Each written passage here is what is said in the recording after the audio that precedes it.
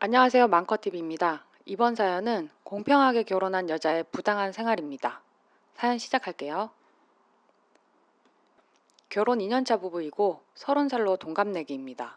전 1남 1녀 중에 장녀이고요. 남편은 2남 중 장남입니다. 맞벌이이고 같은 회사를 다니고 있고요. 연봉도 둘이 같습니다.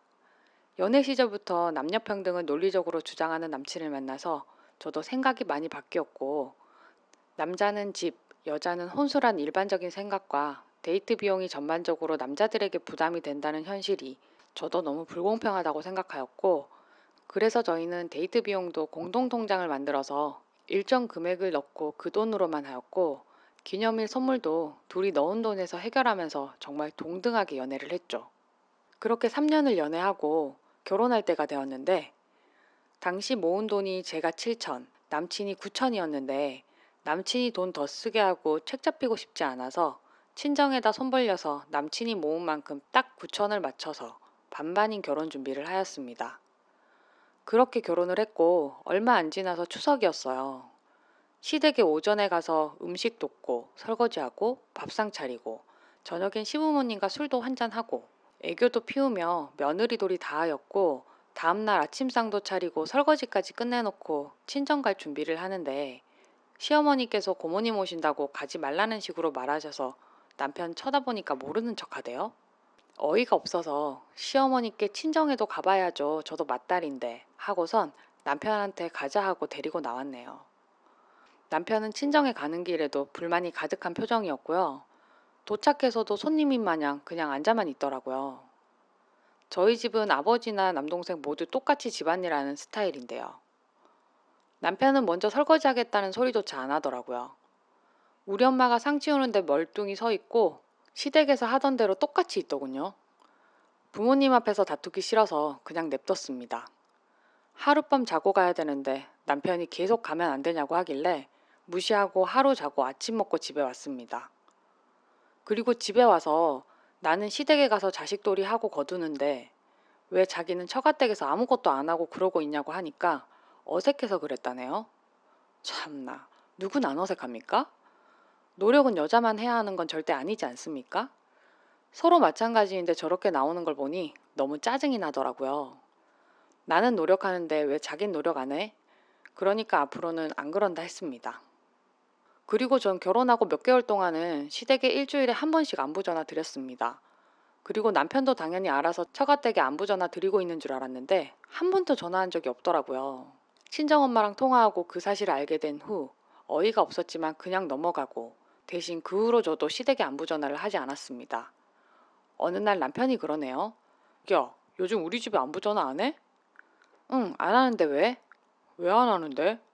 자기도 우리 집에 전화 안 드렸다면서. 그래서 나도 안 해도 되는구나 생각했는데. 아무 말도 못하대요. 제가 한마디 더 했습니다. 그렇게 남녀평등 운운하더니 내가 시댁에 안부 전화 안 하니까 서운해? 그러니까 전화 드리는데 남녀평등하고 뭔 상관이냐. 그냥 자식된 도리니까 하는 거라고 버럭하네요. 그래서 제가 왜 자기는 아들이니까 해야 하고 딸 자식은 자식이 아니라 안 해도 된다고 생각해? 이랬더니 머뭇머뭇 거리네요. 이 사람 연애 시절 그렇게 정확하던 사람이 맞나 싶더군요. 짜증이 나서 시비를 걸고 싶어졌습니다. 자기야, 내가 왜 자기 집에 안부 전화를 들어야 하는지 말해줄래? 당연히 부모님이 자식이 결혼했는데 궁금해하실 거 아냐. 자식된 도리로 해야 하는 게 맞는 거지. 그럼 우리 부모님은 자식이 결혼했는데 전혀 궁금하시지 않나 보다. 자기가 안부 전화 드리면 되잖아. 난 장모님하고 통화하면 불편해서 좀 그래. 그럼 우리 집엔 내가 안부 전화 할게. 대신 시댁엔 자기가 안부 전화 드리면 되겠네. 나도 어머님하고 통화하는 거 불편해서 잘 알아. 자기 맘 이해해. 그러니까 각자 하는 게 좋을 것 같은데? 너무하네. 어떻게 부부가 똑같이 해야 하냐? 됐어. 그냥 하지 말자. 이러네요. 연애 시절부터 정확히 서로 한 만큼만 하는 거고, 자기가 우리 동네로 한 번 오면 내가 자기 동네 한 번 가는 거고, 이렇게 딱딱 맞게 하는 게 개념 커플인 거라면서 열 올리던 사람이 뭐 진짜 황당했네요. 그리고 제가 결혼 전부터 아버지 환갑 때 여행 보내드리려고 적금 부은 게 있었고 400을 모았는데 환갑이 한참 남아가지고 그냥 예금으로 돌려둔 게 있었습니다. 이 돈은 제가 절 위해서 모은 돈은 아니고 우리 아빠 환갑 때 쓰려고 모은 돈인데 통장을 발견하고는 이게 뭐냐고 하네요. 그거 내가 아빠 한갑여행 보내드리려고 결혼 전부터 모아둔 거야 했더니 그럼 우리 부모님은? 이러네요. 시아버지랑 저희 아빠랑 동갑이시고 우리 아빠는 6월, 시아버지는 10월이 생신. 그래서 그거야 자기가 결혼 전에 부모님 환갑 준비한 거 있을 거 아니야. 그걸로 보내드려야지 했더니 자기는 따로 모은 거 없고 모은 돈 전부 결혼 비용으로 썼다고 합니다. 그래서 제가 그럼 지금부터라도 얼마씩 모아서 온천이라도 보내드리자 그랬더니 장인어른은 해외여행 보내주고 우리 아버지는 온천으로 때우겠다는 소리냐면 막 뭐라고 하네요. 어이가 없어가지고. 자기야, 결혼 전에 내 부모님께 효도하고 싶어서 따로 저축한 건데 그게 차별하는 거야? 내가 결혼할 때 자기보다 10원 한 장이라도 적게 해왔어? 저 돈은 내가 오라버지 여행 보내드리려고 따로 놔둔 돈 아냐. 결혼 후에 저기에 들어간 돈 하나도 없거든? 자기 아버진 자기가 따로 생각을 못 해놔서 내가 내 돈까지 합쳐서 온천 보내드린다는 건데 내가 자기 부모님께 자기보다 더 효도하는 거 아니야? 황당하답니다. 딴소리 말고 똑같은 곳에 보내드려야 한답니다. 전 절대 안 된다고 했더니 치사하게 나온답니다. 이 문제는 곧 죽어도 제 맘대로 할 생각이라고 했더니 마음대로 하라네요. 한 번은 이런 일도 있었네요. 저희 친정은 김장을 안 합니다. 오히려 시켜서 먹는 스타일이고요. 시댁은 김장을 합니다. 저는 가서 도와드리고요. 그걸로 한 번도 우리 집은 안 하는데 니네 집은 김장해서 내가 피곤하다 이런 소리 한 적도 없고 이쯤이야 할 수 있다고 생각했습니다. 김장이 끝나고 너무 맛있게 돼서 몇 포기만 친정에 갖다 줘도 되냐고 물어봤습니다. 시어머니께서 그러라고 싸주셨는데 남편이 이럽니다. 장모님은 김장도 안 하시는데 직접 한 김장 드셔서 좋겠다. 우리 엄마 진짜 좋은 분이다. 잘해드려. 그러는 거예요. 순간 이게 뭔 소리지? 라는 생각이 들었어요. 저 소리만 안 했어도 친정에 싸가라고 김치 싸주시는 시어머니께 고맙다는 생각했을 거예요. 그런데 저런 소리를 하니까 열이 확 받더라고요. 그래서 제가 이랬습니다. 나 이제 시댁 김장할 때 안 갈래. 황당해하면서 왜? 이러길래 김장은 나도 같이 하는데 생색은 자기가 다 내서 기분 나빠서 가기 싫어졌어. 그럼 우리 엄마도 혼자 김장을 하라는 소리야? 왜? 자기 결혼 전에는 어머니 혼자 김장하지 않으셨어? 지금은 내가 결혼한 상태니까 김장을 더 하셔서 우리 주시잖아. 나 김장할 때 배춧값도 보내드리고 가서 일도 같이 하는데 김치 주신다고 고마워해야 하는 일이었어? 그럼 더 부담스럽네. 그냥 시켜 먹을래 나는. 너 진짜 웃기다. 며느리가 김장할 때 돕고 하는 건 당연한 건데 그게 그렇게 못마땅해? 아니 그 정도는 내가 해도 된다고 생각했는데 자기 말 한마디에 안 해도 되는 걸 하고 있다는 생각이 드네. 더 이상은 짜증나서 못하겠어. 아무 말도 안 합니다. 내가 자발적으로 알아서 돈 보내드리고 도우러 가는 건데 말을 얄밉게 해서 이렇게 된 걸 모르나 봅니다. 또 한 번은 이런 적도 있네요. 저희 친정 부모님은 노후 준비를 다 해두셨습니다. 돌아가실 때까지 다달이 200 정도가 나와서 두 분이 충분히 사실 수 있네요. 시댁은 노후 준비가 전혀 되어 있으시지 않으십니다. 전 이런 사실을 몰랐고요. 남편도 저희 집에 노후 준비가 되어 있다는 사실을 몰랐습니다. 드라마를 보다가 어떤 며느리가 자기 부모님이 노후에 일을 할 수 없게 되자 딸한테 와서 얹어 사는데 남편이 화내는 장면이 나왔습니다. 그걸 보더니 이래서 우리나라는 안 돼. 무슨 자식이 노후 대비책도 아니고. 자식한테 피해를 너무 주네. 우린 열심히 저축해두자. 이러네요. 그래서 제가 좀 떠봤습니다. 자기야, 그럼 나중에 우리 부모님 아프시면 어떻게 할 거야? 내가 맏딸인데. 처남 있잖아. 자기는 처남 있어서 다행인 줄 알아. 이렇게 말하면서 회피하는데 실망스러워서 다시 물었습니다. 내 동생이 뭔 상관이야. 사정되는 자식이 모시는 거지. 난 시부모님 나이 들면 모시고 살 생각이었는데. 자긴 우리 부모님 아프면 모시고 살 생각이 없나 봐. 장인 장모님 노후 대책 안 해두셨어? 글쎄, 난 잘 모르겠는데. 이때 표정이 장난 아니었어요, 남편이. 난 우리 부모님도 알아서 사셔야 한다고 생각해. 장인 장모님도 마찬가지고. 자식한테 기대어 사는 건 정말 아니지. 결혼은 독립해서 사는 건데 무슨 인수합병 하는 것도 아니고. 각자 삶은 각자 사는 거라고 생각해. 그래서 전 당연히 시댁도 노후 준비가 됐다고 느꼈고 시부모님을 모시지 않아도 된다고 생각했습니다. 그리고 한참 후 주말에 시댁에 놀러 갔는데 이런저런 대화하다가 시어머니께서 우린 노후 대책이 안 되어 있어서 큰일이라면서 사돈댁은 해두셨다니 그러시길래 저희 부모님은 해두셨다고 그랬어요. 그러니까 다행이구나 하시는 거예요. 그냥 듣고 가만히 있었지요. 그렇게 집에 왔는데 신랑이 장인 장모님 노후 대책 해두셨었어? 응, 해두셨지. 우리 집은 정확해서 그런 거 칼이야. 그럼 걱정 없겠다. 우리 나중에 큰 집으로 이사 가면 우리 부모님 모시고 살까? 에이, 그런 게 어딨어. 자기 생각도 그렇고 각자 사는 거라며. 그땐 그랬는데 생각해보니까 우리 부모님 노후 준비 안 해두셔서 모시고 사는 게 좋을 것 같아서. 난 싫어. 둘이 사는 게 편하고 좋은데? 당연히 내가 장남인데 모시고 살아야 하는 게 맞는 거 아니야?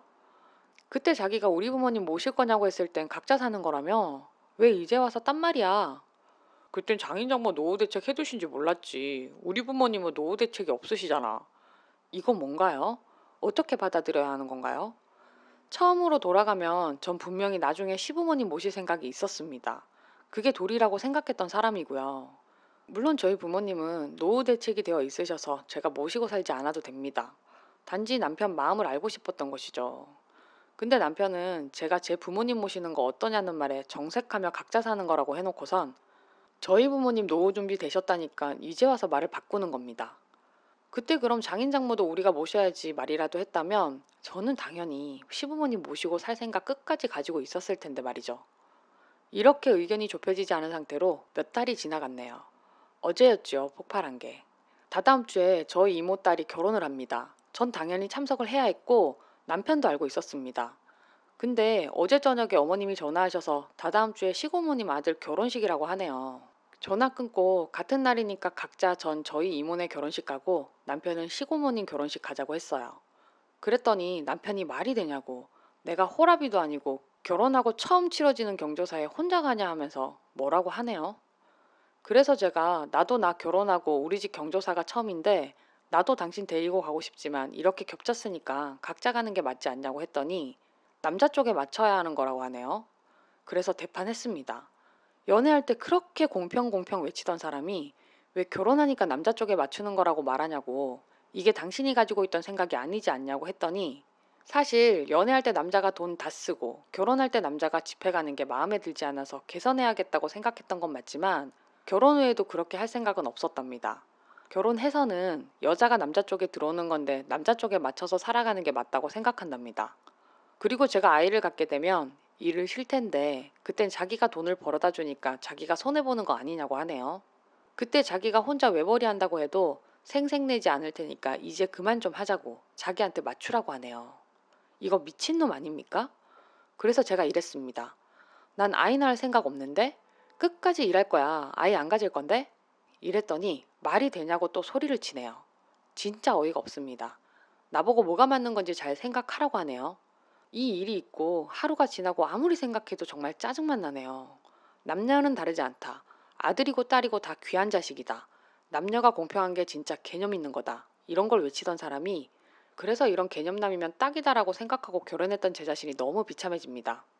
이혼을 하는 게 맞다는 결론이 나긴 했는데 아직도 혼란스러워서 미치겠어요. 추가 사연입니다. 퇴근하고 변호사 친구 만나서 이야기 좀 들었고요. 남편 성격상 협의 이혼은 힘들 것 같고요. 녹취를 좀 해두라고 하네요. 소송밖엔 없다고요. 전 위자료고 뭐고 다 필요 없고요. 공동 명의로 한 것들 중에 제 부분만 받으면 좋겠네요.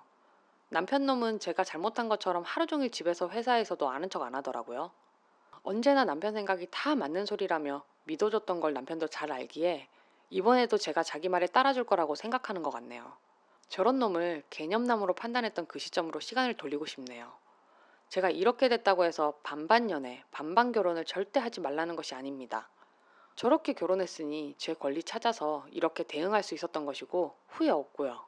다만 남편을 사랑했기에 더 믿고 따랐는데 그게 단지 금전적인 부분에서 손해를 안 보려고 했던 짓거리라고 생각하니 오만정이 다 떨어진 것입니다. 당시 제가 반반 결혼의 이점이 뭐냐고 물었을 때 한국 여자들은 결혼 후에 시댁에만 봉사한다고 생각하는데 그건 결혼 비용 자체에 문제가 있기 때문이라며 반반 결혼이 그런 부당함을 해소시켜주는 것이라고 하였고요. 항상 저에게 네가 자기 집에 이만큼 하면 나도 너희 집에 더 했으면 더했지 못하진 않을 거다라고 했어요. 남편의 헛소리였을지도 모르는 그 말에 더 감동을 했고요. 그래서 동등을 원하는 남편을 최대한 맞춰준 것이죠. 결혼 시에 예단 문제 때문에 시어머니랑 잠깐 갈등이 있었는데 그때는 남편이 나서서 반반 결혼에 예단이 웬 말이냐고 실드 쳐줬었고요. 그래서 더 확고해진 거고요.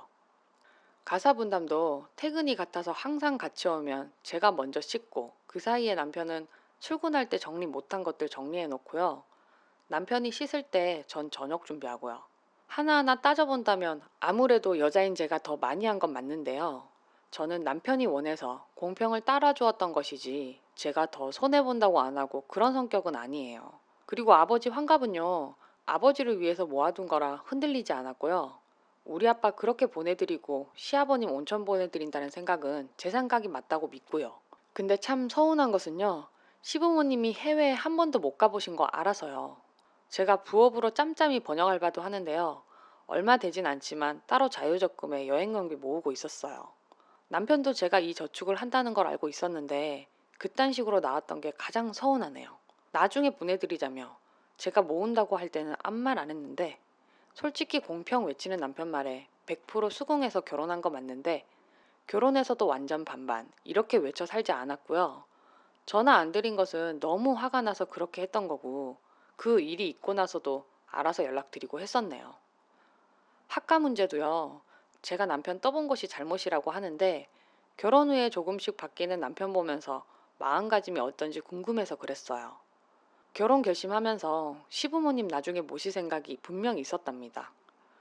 남편이 말 한마디라도 좋게 해주고 마음은 가지고 있는데 여의치 않아서 못하는 거라면 저 이렇게 이혼 결심까지 하지 않았을 텐데요. 실체를 이제 다 아니까 오히려 후련한 거 있죠? 다시 잘 살아봐야지 이런 마음이 1%도 남아있질 않아요. 그리고 아이도 제가 아이를 얼마나 좋아하는데요. 다만 자녀 계획이 있었기에 조금 일러서 겨울쯤 생각하고 있었던 거고요. 남편이 생활비 혼자 벌어와도 생색 안 낸다는 어이가 없어서 그렇게 말한 겁니다. 안 낳을 생각이 있었던 건 아니고요. 지금 느낌은 그냥 후련해요. 소송 준비하려면 조금 힘들겠지만 기운 낼 거고요. 이혼 후에 회사 문제가 조금 걸리긴 하지만 뭐 어쩔 수 없죠. 그렇다고 제가 그만두는 건 말이 안 되고요. 남편도 뻔뻔하게 나오는데 저도 뻔뻔하게 굴어보려고요. 결혼 반반 좋습니다. 사정이 되시는 분들은 이렇게 결혼하는 걸 추천해 드리는데요. 다만 여자분들은 결혼 반반해도 될 만큼의 괜찮은 남자를 잘 고르셔야 할 거고요. 남자분도 여자가 따라준다면 고맙게 생각하고 결혼 후에도 정말 자기 집처럼 친정도 가족이라고 생각해 주시길 바랍니다. 여자들은 남녀평등 아무리 외쳐도 결혼하면 시댁에 좀 더 손이 가는 구조에 대해 잘 이해하고 있습니다. 그리고 남자분들도 말 한마디에 천장빚을 갚는다고 하지요. 알아서 느끼며 잘하는 사람에게 괜히 더 잘하길 바라면서 툭 한마디 하는 거, 그거 하지 마세요. 제일 기분 더럽고 서운한 겁니다, 그게. 네, 사연 여기까지고요. 베스트 댓글 읽어드릴게요. 첫 번째 베스트 댓글. 솔직히 대부분의 한국 남자들이 저런 생각 갖고 있지. 그렇게 반반하자고 외쳐대면서도 막상 결혼 후에는 명절 때 공평하게 처가댁 부엌에서 음식 만들고 처가댁 김장 때는 월차 내고 처가댁 달려가서 장갑 끼고 김장 돕고 할 남자는 없을걸요? 심지어 남아판에서 어떤 남자는 도우미 사서 보내면 되지 않냐 이지랄. 참나 도우미 보내면 정말 쉬운데 여자들이 그럼 왜 명절날 사서 고생하겠어요. 돈 많이 버는 여자들도 명절날 일하는 건 똑같아요. 두 번째 베스트 댓글입니다. 남자가 병신이네. 전혀 논리적이지 않은데 그냥 시골 장터 약장수 스타일이네. 여자분은 논리적으로건 이성적으로건 뭐 흠은 없지만 감성적으로는 좀 부족한 느낌이에요. 장녀시라서 그런지 모르겠지만. 세 번째 베스트 댓글. 한국 남자들의 이중성 보게. 네, 사연 여기까지고요. 시청해주셔서 감사합니다. 좋아요와 구독은 제게 큰 힘이 됩니다. 감사합니다.